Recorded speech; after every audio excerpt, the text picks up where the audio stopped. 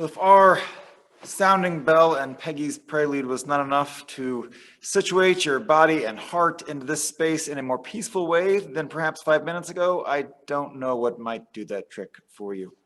Unless I were to give you the chance to stare out of our sanctuary windows. Now, I've noticed that oftentimes during the call to worship or sermon or throughout the service, a favorite activity of our congregation is to kind of let the eyes go soft and the head tilt and look at our sacred grove, as we call it, this beautiful large window, and connect while we're all connecting. And it dawns on me that many of you have not gazed out of this window for a while. So as I read our opening words by the Reverend Mark Bellatini, I'm just going to turn the camera here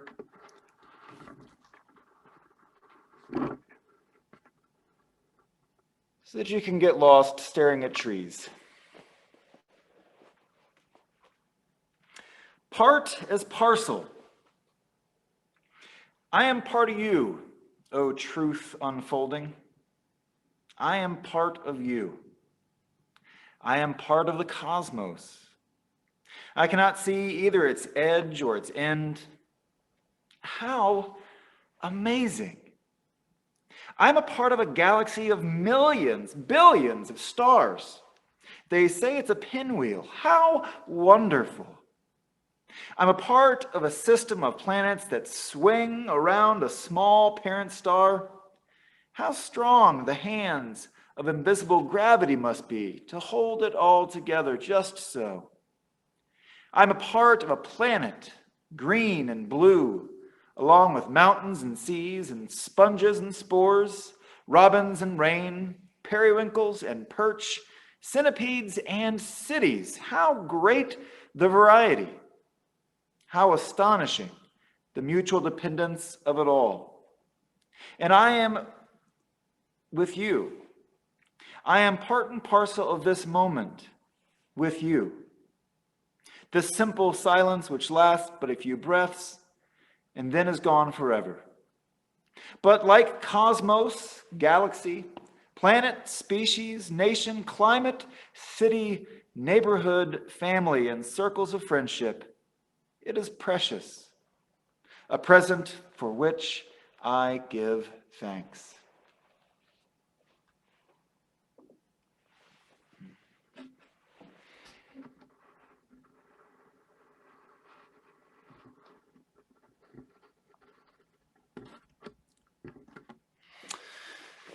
The Reverend Mark Bellatini speaks in that of being a part and parcel with everyone as a part of this gigantic, strange, mysterious, wonderful place called the universe, of which we find ourselves blessed and existing.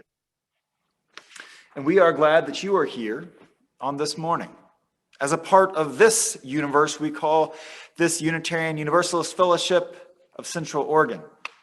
We're glad that you're here. All that we carry throughout our days and weeks and years, we carry it this morning. It's a part and parcel of our lives, our entire histories, and our entire future.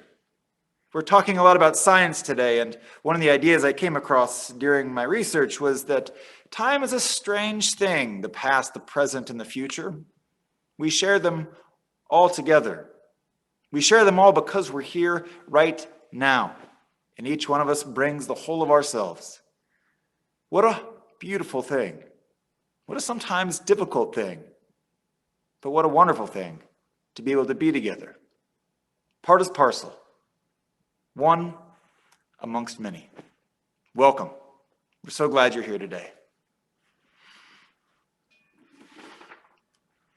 I invite you to join in our opening hymn, Gathered Here in the mystery of this hour.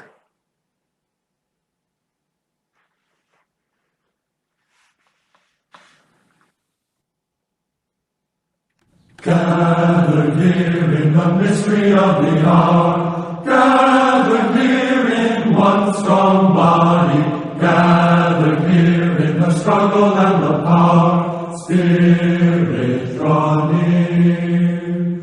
Gathered here in the mystery of the hour. Gathered here in one strong body. Gathered here in the struggle of the power. Gathered here in the struggle of the power. Gathered here in the struggle of the power. Gathered here in the struggle of the body. Gathered here in the struggle of the body. Gathered here in the struggle of the body. Gathered here in the struggle of the body. Gathered here in the struggle of the body. Gathered here in the struggle of the body. Gathered here in the struggle of the body. Gathered here in the struggle of the body. Gathered here in the struggle and the power. Spirit, draw near.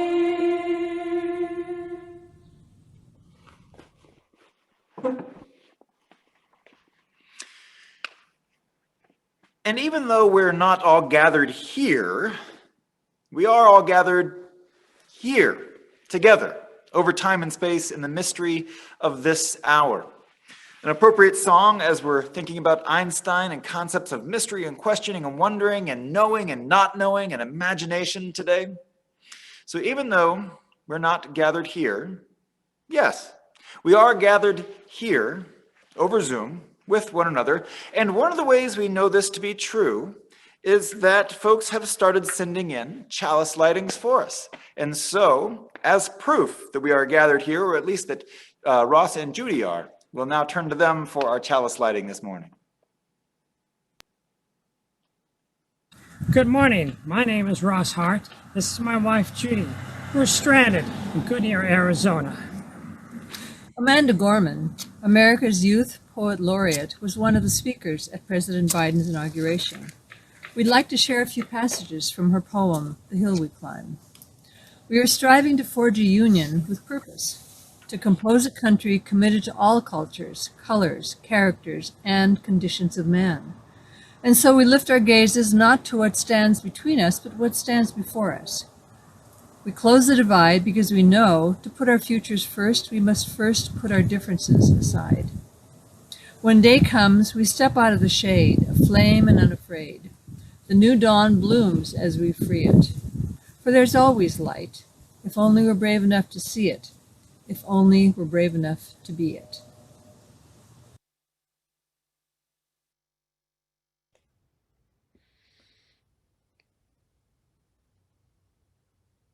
So Ross and Judy, I'm so glad that you're able to still be with us now in this strange time of COVID, even though you're wintering away from Bend. Please join me in singing our chalice lighting response, Spirit of Life.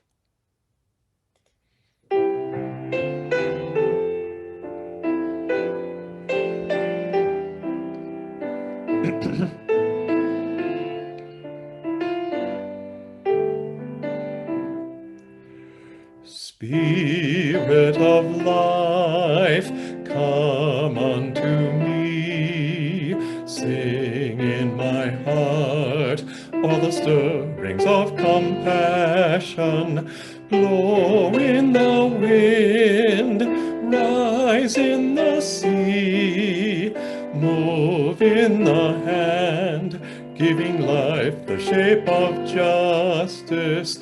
Roots hold me close, wings set me free. Spirit of life, come to me, come to me.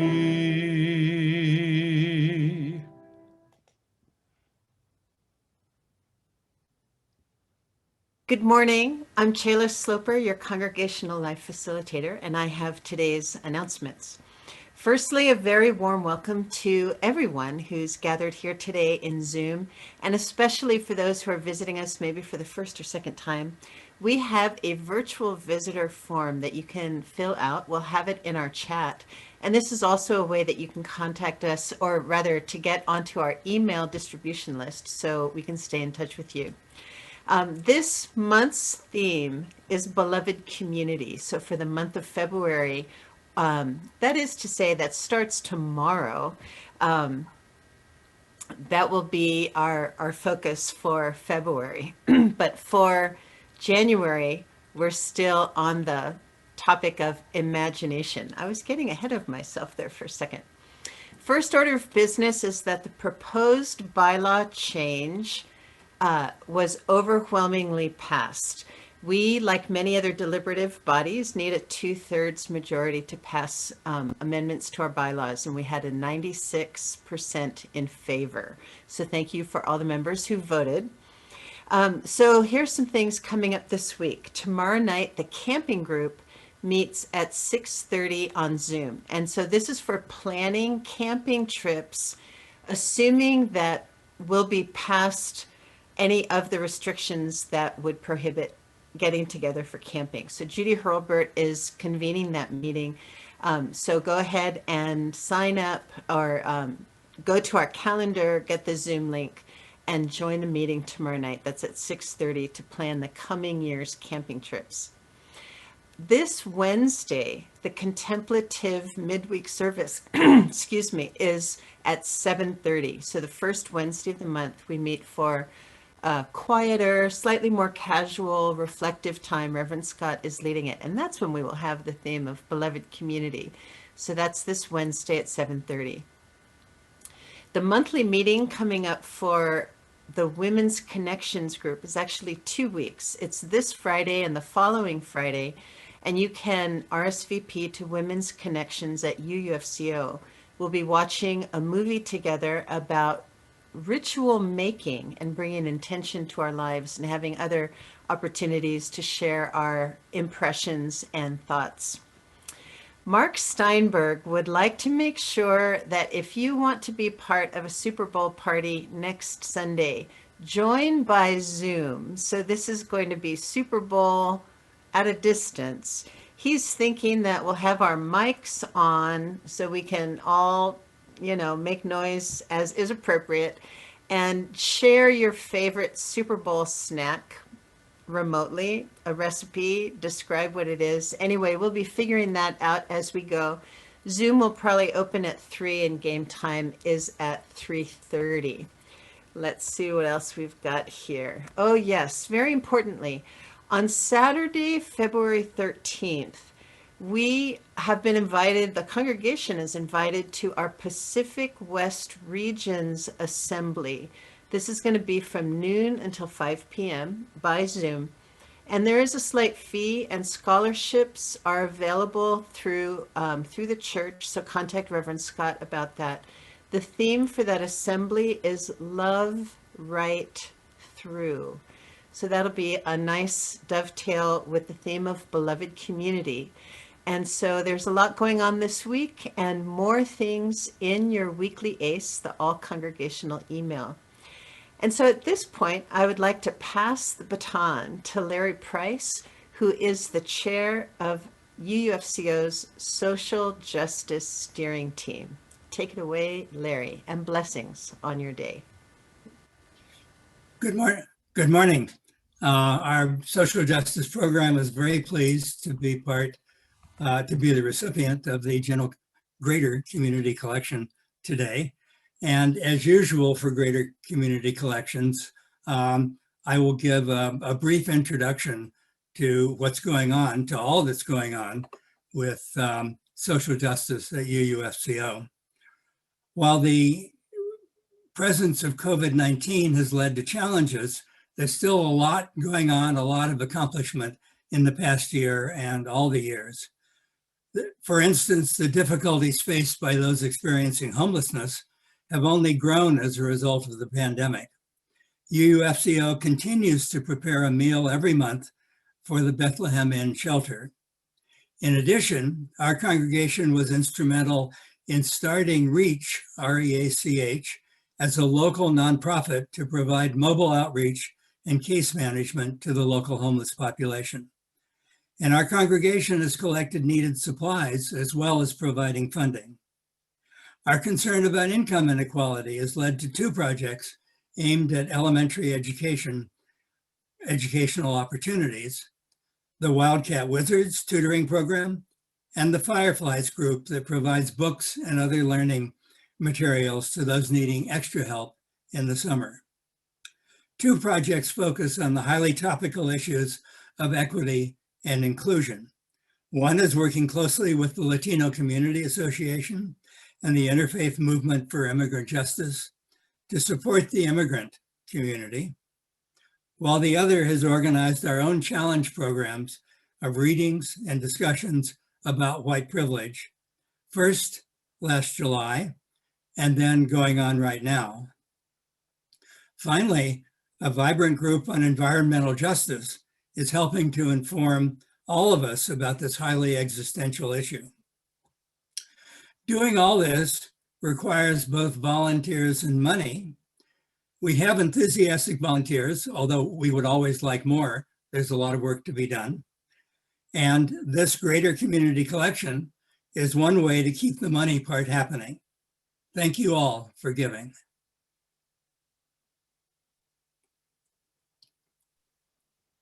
Good morning. I'm Amy Brack, the Director of Religious Exploration.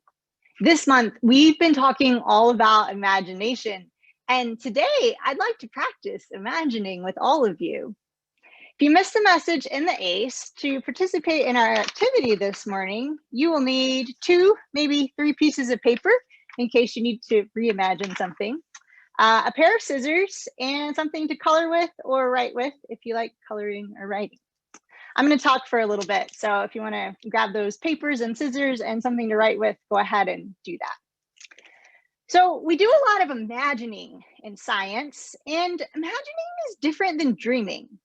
You might be familiar with the scientific method that says to find answers, we first got to have questions. And then we have to think about a hypothesis or a guess based on what our prior knowledge thinks will happen. And then we have to gather materials to explore with, and then we develop steps for exploration. And then we determine how we measure the information that we find. And then finally, we get to decide whether our guess or our hypothesis was indeed correct. The question that we'll be exploring today in our Time for All Ages is, how can we use our imagination to help us envision, that means to see, what hopeful things might happen soon and later? How can we use our imagination to help us envision or see what hopeful things might happen sooner or later? You see, it's really hard to do something if we've never imagined it before. If it happened at some point, you imagined it. So let's do this imagination exploration together. We're going to take one of our pieces of paper and we're going to fold the corner down to the flat side so that we can make our paper into a square. And maybe your paper is already a square. And then once we've done that with our rectangular piece of paper, we can cut off this side over here. And that will make our paper into a perfect square like this. Once you've cut your paper into a square, we're going to take one of those sheets of paper and we are going to write the word soon, and it looks backwards to you, but it looks right to me. We're going to write the word soon on the piece of paper. And you can draw pictures or write words of things that you imagine might happen soon on this piece of paper. Anything that you want it to be, something that you really want to happen soon. What are those things? And then we're going to do the same thing with our second piece of paper, and we're going to write later. And you can draw or write pictures of things that you hope will happen later.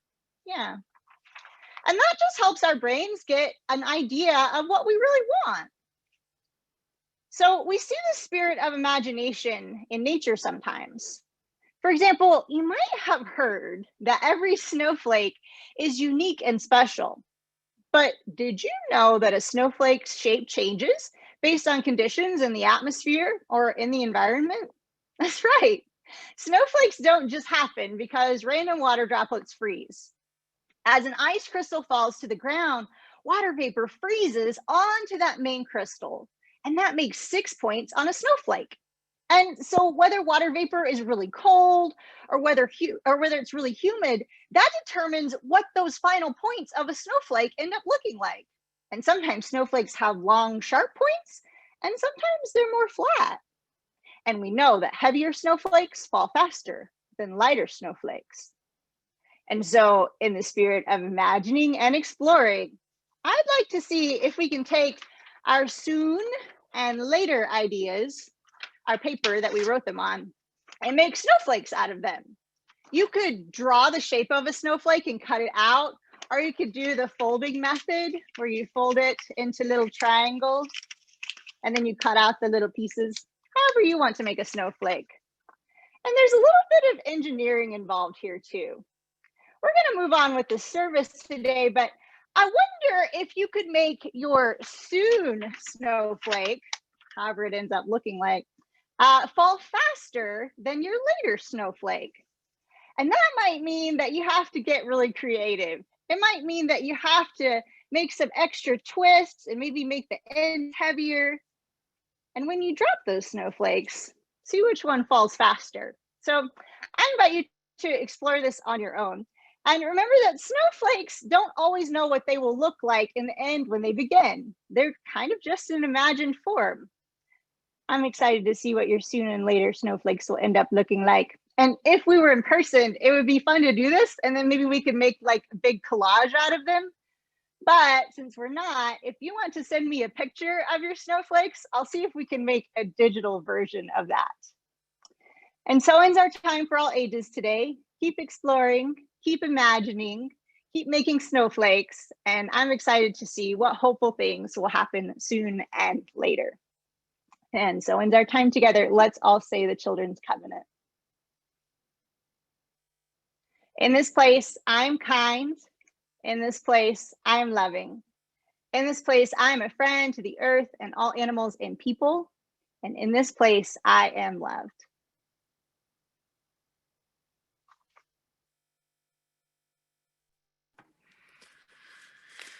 All right, Amy, let's see how I did here. I forgot my scissors, so I went with the rip tactic and technique. It's kind of a squarish snowflake, but a snowflake nonetheless. You know, they say they're all unique. You're exactly right. So that's my soon one. Fun. Each snowflake is unique. That idea always fascinates me when I see a snow fall coming down. Each person is unique, and that idea fascinates me anytime I see a room full of people and I see all kinds of different lives and life stories and interests and histories, just everything. Each person is unique. Each person. Out of all the billions of people on the planet today, there's not a single one that brings what you bring into the world. All this is another way of saying what you have is a precious gift to offer. The universe is large, and that is a large understatement. And yet, here we are, each individual, existing, unique. And our joys and our sorrows matter. They're unique to us. We experience them in only the way that we can. And so we create a space here to share that uniqueness. The different ways that we receive joy, or we come across sorrow in our lives. We share that space. We'll open our chat box below. Feel free if you have a joy or a sorrow from your own unique life, your own experience, where you are in this universe. Please feel free to share that in our chat box as Peggy plays our grounding music.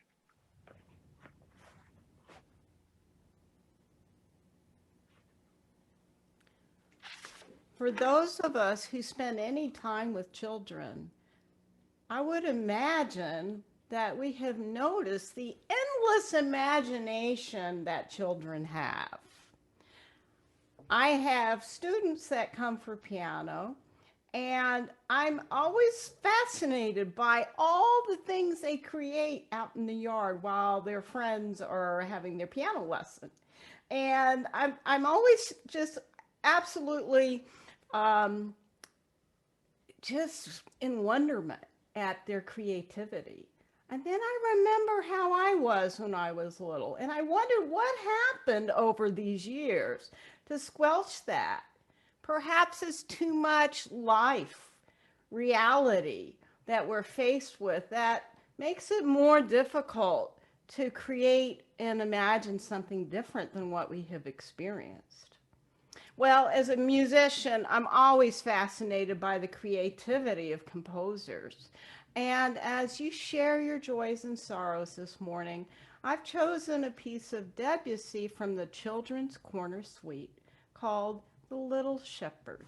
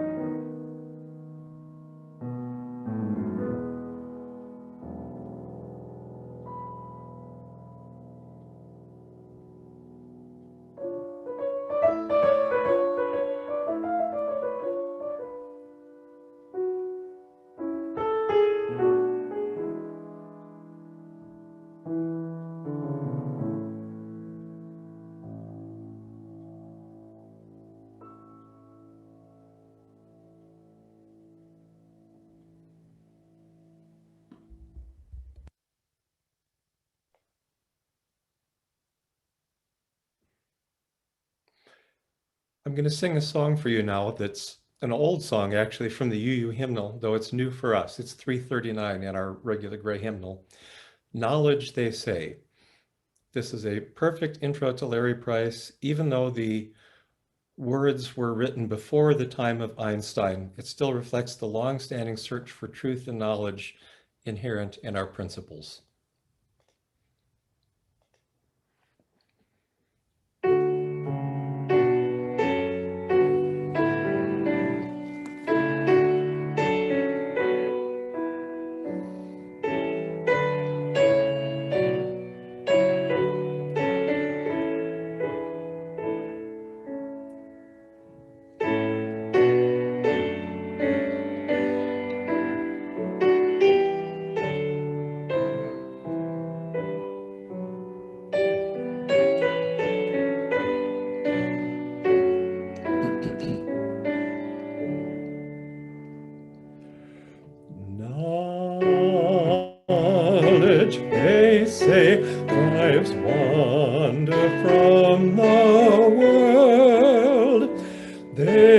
lay it still, though all the dust's ablaze. With star marbles at their feet, where Newton's laws foretell that knowledge one day shall be sung. We seem like children wandering by the shore, gathering pebbles colored by the wave, while the great soup of truth from sky to sky stretches before us, boundless, unexplored.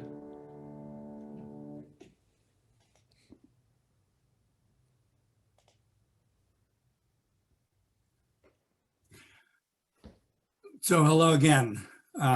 In addition to working on social justice at UUFCO, I'm retired from a career of research in the physics of elementary particles. Reverend Scott asked if I might have a few thoughts about the role of imagination in science, since he's focusing his sermon on Einstein. And well, yes, as it happens, I do have some thoughts. I'm very glad, by the way, that Amy explained the scientific method and the role of imagination there. I had decided not to do that, and she did a great job. In my own career, I think of the time when I was doing an experiment half a mile underground in northern Minnesota. We had a big apparatus that could detect neutrinos made in the atmosphere by cosmic rays. You've probably heard of neutrinos as ghostly particles with no mass that can go all the way through the Earth with a very low probability of interacting. That was why we needed 1,000 tons of detector, so a few of the neutrinos would interact where we could see it happen. There are actually 3 kinds of neutrinos, but this experiment could only detect 2 kinds, the so-called electron neutrino and the muon neutrino. Our experiment found that in comparing electron types and muon types, there were fewer muon type neutrinos than expected by about 1/3, pretty significant amount.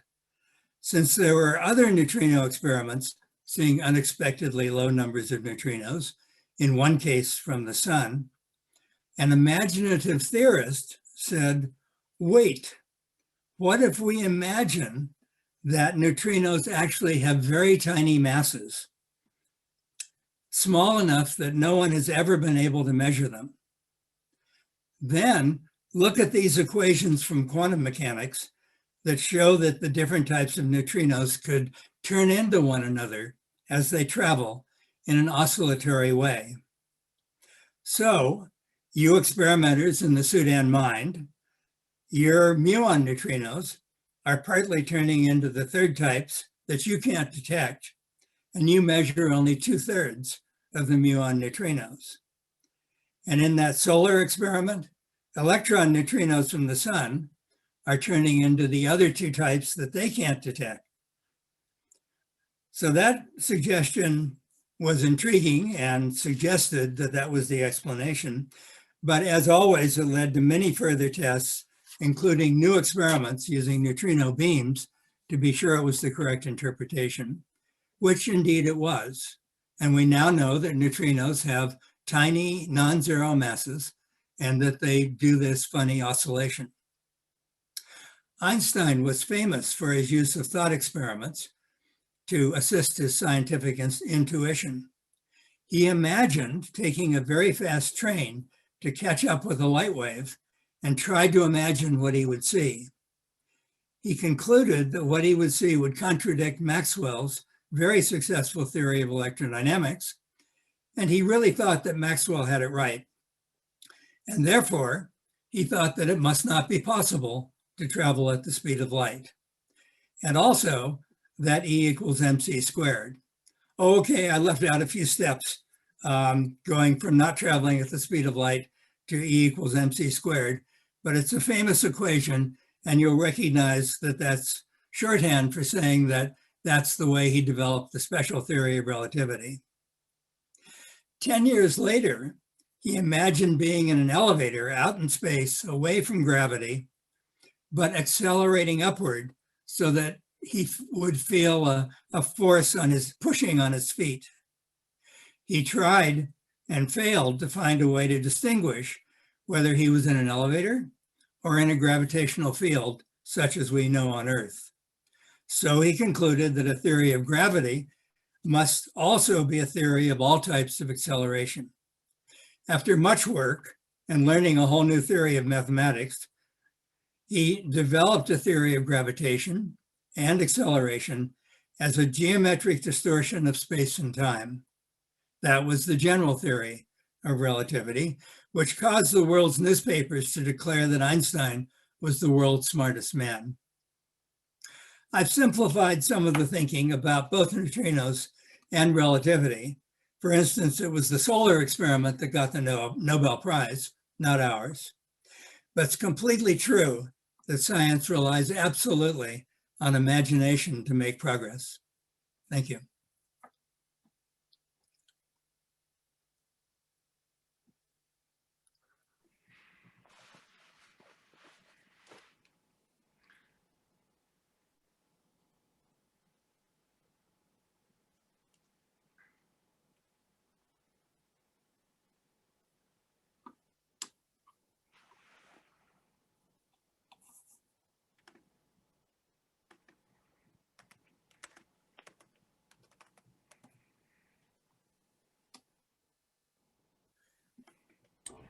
Sorry, everyone. Let me try that again.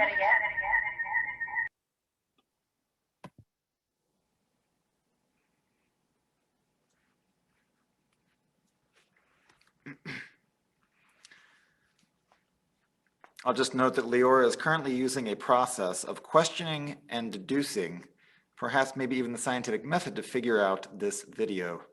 Very applicable skill, this scientific method.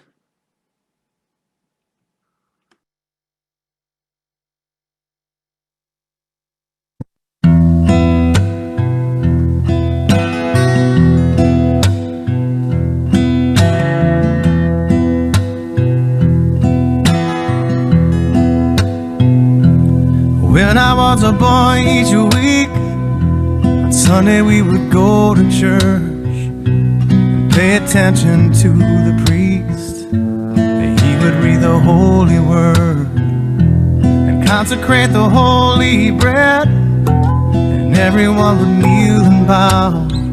Today the only difference is everything is holy now. Everything is holy now.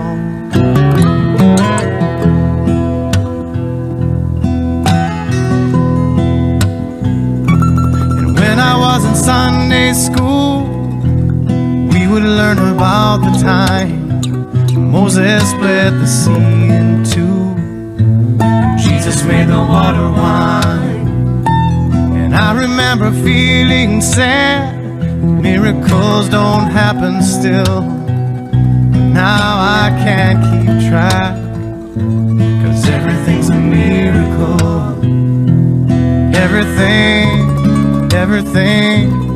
Everything's a miracle.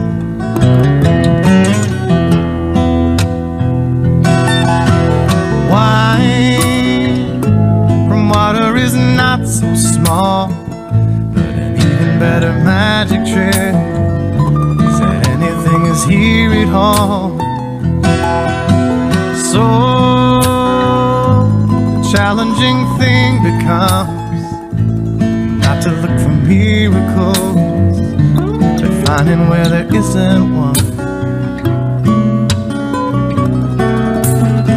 When holy water was rare at best, it barely wet my fingertips, but now I have to hold my breath like I'm swimming in a sea of it. It used to be a world half there, heaven's second-rate hand-me-down, but I walk it with a reverent air. 'cause everything is holy now.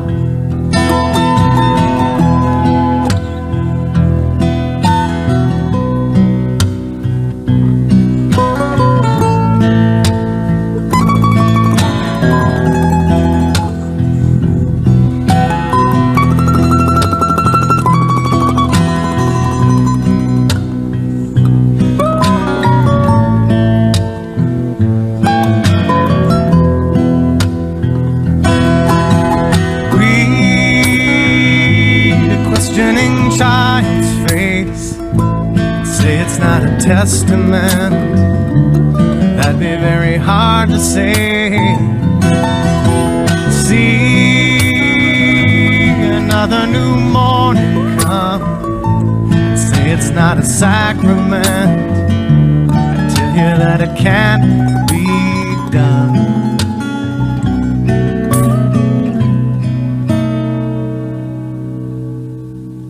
This morning outside I stood, I saw a little red-winged bird shining like a burning bush and singing like a scripture verse.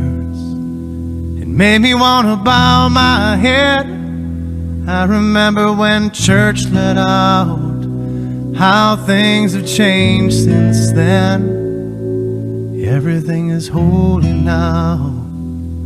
It used to be a world half there, heaven's second-rate hand-me-down, but I walk it with a reverent air, 'cause everything is holy now.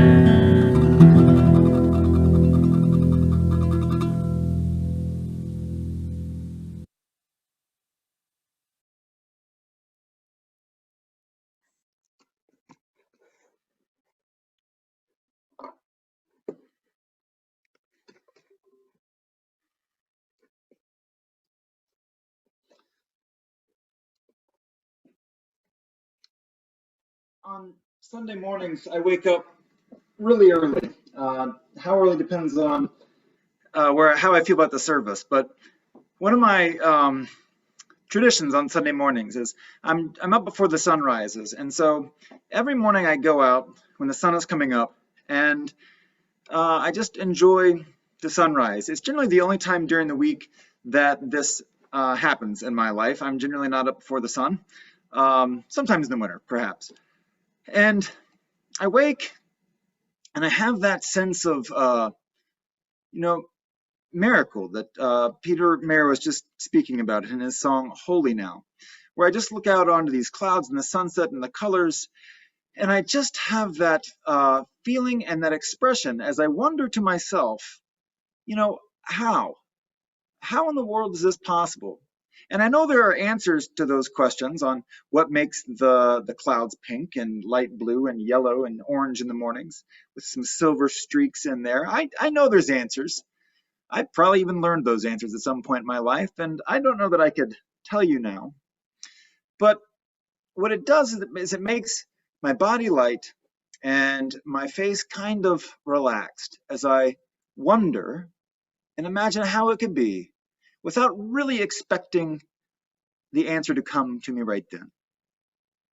So you might imagine that this is how Albert Einstein worked. There's this kind of romantic notion of him, and you could just picture him walking around with his hands behind his back, thinking on a university campus or perhaps out in the miracle of nature, puffing on a pipe and staring off into space. But Einstein himself actually revealed a very different truth about this process for him. He described it as being in a constant state of psychic tension. Oof, that does not sound good, Al. He said, quote, "I was visited by all sorts of nervous conflicts. I used to go away for weeks in a state of confusion. As one who has yet to overcome the stage of stupefaction in her first encounter with such questions. There's a kind of question that simply leads us to open our minds and bodies and experience to awe and wonder. And then there's that other kind of questioning, which can also lead to a little bit of anxiety as we really want to figure out the answer. When my face tells me which one I'm doing, it's either that light, kind of relaxed feeling in my face, or if I'm thinking about a question that I really want to answer, I've been told by my mother over and over throughout my life that I scowl when I'm thinking of a question that I'm trying to figure out, or when I'm thinking about something hard. My wife has confirmed this as well. So I know this feeling. And I also asked questions at a young age, just like Einstein did. He asked some of these questions early in his life, and it would be years and years before he came back to them. But good questions stick around like that. So Einstein was thinking about light and trains and physics when he was in high school, and I was thinking about concepts of God and what that meant for me and my life. Larry mentioned that he was part of a solar experiment, or that happened during the neutrinos. Well, I felt like I was a part of a solar experience, SOULER experience, as I was trying to really begin to toil for the first time in my life around my religion of origin and what my understanding of concepts of God were and would be. And so I reached down, and I didn't use the scientific method exactly, but I understood the scientific method to be a good way of going about getting information or coming through good questions.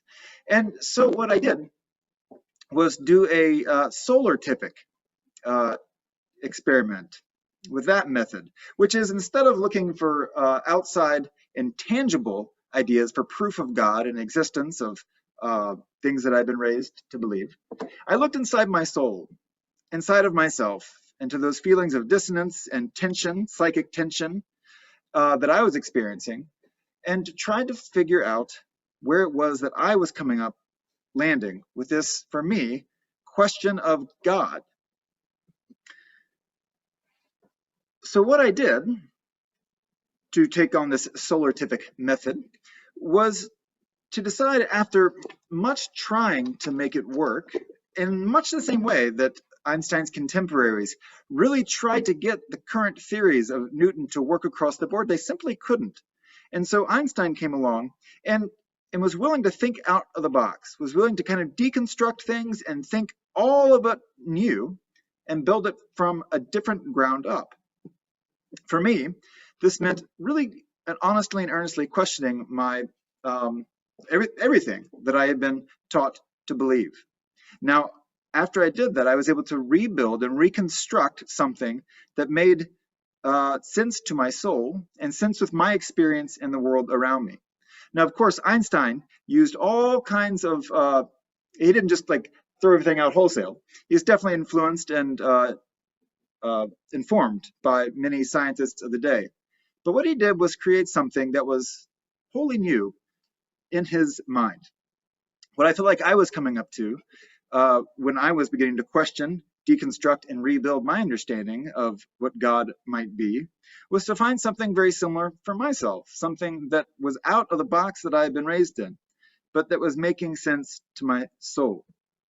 One of the things that I found was that I originally wanted a wider concept of God, a wider understanding of what religion could be and what love might be in the world than I was necessarily taught in my religion of origin. And in truth, after I have found other understandings of my religion of origin, which was Christianity, I have incorporated those back into my understanding. So it's always, of course, an ongoing process. So while I found that I was looking for a more expansive religious community and tradition, Einstein, because he was thinking about physics, recognized that light waves were bundles of energy proportional to frequency. He later realized that matter and energy were equivalent, like Larry told us, E equals mc squared, and he would go on to predict how this impacts space and time by the matter and energy in relationship to one another. And in 1915, publishing in 1916, General Relativity, which refined Newton's laws of universal gravitation, and it provided a description of gravity as a property of space and time, or four-dimensional space-time. Now, we could switch our camera back to Larry here if we wanted to fact check all that I just said there, but I think that's like he did, a kind of a cursory understanding and view of Einstein's most significant achievements. And of course, his ideas were not accepted immediately because he was talking about re-envisioning what had been the grounding of science for 300 years. Since Newton, they had had the same bedrock of their understanding of the world around us. So you can understand why folks might have been a little hesitant to take on this new wild idea. Einstein went about his problem-solving technique with these thought experiments. In the book Einstein's Cosmos, the author describes Einstein's problem-solving technique as this. It was his ability to isolate key principles behind any phenomena and zero in on the essential picture that put Einstein on the brink of mounting a scientific revolution, unlike lesser scientists who got lost in mathematics. And this ability for Einstein to look up and out at possibility and imagination that were nowhere in his field of view were he looking down at his mathematics, or what helped him into this breakthrough. Einstein talks about his time at the bear caves growing up, and he would watch the bears looking for food, and they would always have their heads straight down, and they would only get the food that was right in front of their noses, except for those bears who would look up. And they would find a whole world of trees that had been untouched by the bears looking down. And this reminded Einstein of mathematicians who could only focus solely on the math and got lost in that. And so I'll say as Unitarian Universalists, we are rather proud of our scientific relationship, or our relationship to science. And as we should be, we hold it up as an expression of our reason, and reason is our trusted ally. Einstein would remind us that science without religion is lame, and religion without science is blind. And so we, in our ongoing search for truth and meaning as Unitarian Universalists, definitely incorporate that into our religious understanding. This is this idea of liberal religion. When we say liberal, we mean open to ongoing revelation, always curious and open to change, testing with experience. Einstein once said that all knowledge is just a maybe. All knowledge is just a maybe, and that is a stance of humility to take in the face of knowledge, especially for someone as smart as Albert Einstein. But we take this same approach as Unitarian Universalists and with liberal religion. If you look at what Unitarian Universalism professed 100 years ago, when this hymn was written that Mark sung, the theology of Unitarians and Universalists was incredibly different than we find it today. And so our religious ancestors also use this idea of imagination, that imagination is more important than knowledge, and that imagination can provide us new insights into our religious lives. Well, Einstein was no stranger to religion, though. He spoke often of God. A friend of Einstein said he spoke so much of God that he also thought he might secretly be a theologian. The theory of special relativity was something that he had been struggling with for a long time, and he awoke one morning in a great agitation, as if, he said, a storm had broken loose in my mind, and he described it as finely tapped God's thoughts. He and a colleague were trying to think, can we get another idea that will solve this problem? When Einstein said, ideas come from God. His friend went on. Now, he didn't believe in a personal God or anything like that. This was his metaphysical way of speaking.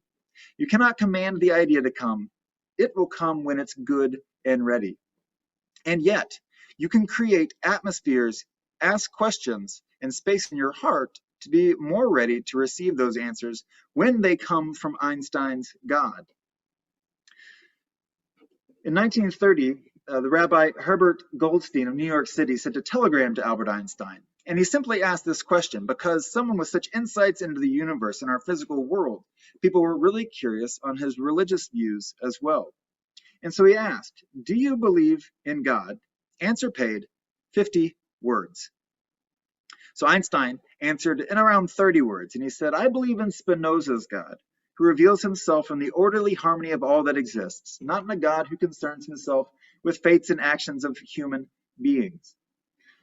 Einstein was expressing his respect for the work of Baruch Spinoza, the 17th century Jewish philosopher. Spinoza in his time was excommunicated by the rabbis and was not famous or well regarded. But over time, this idea that Spinoza professed, which was God is essentially identified with nature, that everything that exists is God, and God is revealed in our natural universe. Today we call this theological outlook pantheism. And so religion is always asking those essential questions around what might be ultimate, but not in the same way that science is always doing it. Religion asks us questions like, what is sacred? What is the source of the grounding of our universe? Should we regard the whole system as sacred? What is our relationship to what we consider sacred? Who are we? Where are we going? And what does it all mean? These are religious questions seeking to find meaning in life. While science pivots and asks how things work, how it is that these things are happening. So really to pit science against religion is a false argument because they're asking two different questions. But they are essentially, they meet in a beautiful place. Einstein knew this place well because he was so filled with awe at the universe. He wrote, the most beautiful emotion we can experience is the mysterious. It is the fundamental emotion that stands at the cradle of all true art and science. He to whom this emotion is a stranger, who can no longer wonder and stand wrapped in awe is as good as dead, a snuffed out candle. To sense that behind anything that can be experienced, there is something that our minds cannot grasp, whose beauty reaches us only indirectly, this is religiousness. And in this sense, and in this sense only, I am a devoutly religious man. Einstein understood his own way of thinking, not only about physics, but also about God. It's the one that made sense to his soul and understanding of the universe. And as Unitarian Universalists, we have space for each of us to come to our own understanding. I'm sure most of us have toiled with or been had this idea and concept of God somewhere in our lives. And I wonder what you have done with that concept of God. What is that idea of God to you now, if anything? How do you engage this mystery, though? It can be easy for some to just toss off traditional theistic impressions of a God that they might have been raised with. But how might they adjust their idea of the ultimate, or of God, or of the universe in a way that points to the mystery, that mysterious emotion of which Einstein spoke? And so I find that I'm still asking myself questions of God, some of the same ones that I was asking when I was 16. I've come to understand some things that I believe, and there's still a lot of open questions. That seems to be how those bigger questions work, whether they're science or whether they are religion. I'm heartened by the fact that when Einstein died at the age of 76, by his bedside were 12 pages of written equations. There were some erases, there were cross-outs and edits and revisions. He was still doing that work, questioning into his last days. Had I figured out general relativity, I might have been tempted to take a break, be a little lazy for the rest of my life, but no, the joy is in the questioning. The joy is in sometimes that psychic tension that points you towards imagination. The important thing is that we do not stop questioning. Curiosity has its own reason for existence, and one cannot help being in awe when they contemplate the mysteries of eternity, of life, and of the marvelous structure of reality. Again, this is Einstein. It is enough if one tries merely to comprehend a little of this mystery each day. I believe that's true. Whether we're contemplating those ultimate questions of religion and God and meaning, or whether we're contemplating those more mechanical of how do things work in our world. If we merely try to comprehend this mystery each day, we are well served. The Rabbi Abraham Herschel, the Jewish theologian, wrote, "Awe precedes faith, and it is at the root of faith. We must grow in awe in order to reach faith." It's in doing this, of remembering, to slow down, to contemplate, to question, to be a part of this experience in this universe, as well as wonder about it. Indeed, we are the universe becoming conscious of itself. We are the universe asking questions, questions of meaning and questions of how is all this even happening? Wonder, imagination, questioning. The kinds of questions that make your face relaxed and calm, that maybe don't have an answer come right away, or the kind of questions that make you scowl and really want to find an answer. Both these are part of our religious life. So this morning, consider it an invitation to do this comprehension of the mystery each day. Wonder and awe and imagination expand your world. They are the entry point into this mystery, to sit in it, be with it, and marvel at it. Not always to figure it out, but certainly to experience it as a part of it, part and parcel. It will leave your heart more glad, more full, more compassionate, more empathetic. When we leave room and explore mystery in our life, we make way for wonder. We don't know the answer to all the questions, and sometimes that's okay. Sometimes asking the questions is enough. The questions point us towards imagination, to those things we might not have ever dreamed of, but might yet still exist somewhere out there, waiting for us to just ask the question and do a little imagining. May it be so.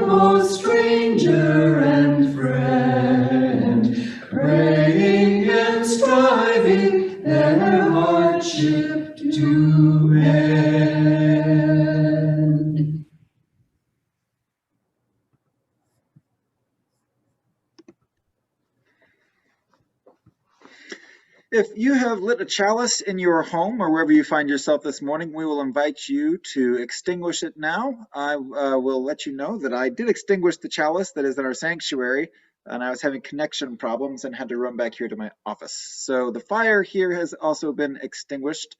And as we extinguish our flames, either hot, real ones or ones that are symbolic, we'll say together the words of our UUFCO covenant.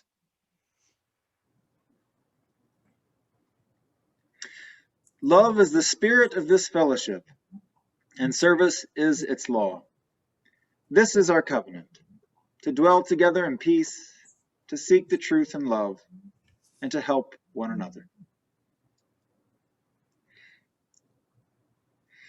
We'll invite you to stay after our service for our virtual coffee rooms after Peggy's postlude, and we'll also put up a slide that will inform you of how you can donate to the GCC, the General Community Collection that Larry referred to earlier in our service, and that will be available to contribute funds to throughout the week as well. If you wonder about what to wonder about, you need not look that far. Just find a window to stare out, a sky to gaze into, a ground to examine, and you'll find wonders abundant. Let us go and explore, wonder, and let us see what happens in our heart. Go in peace. Amen.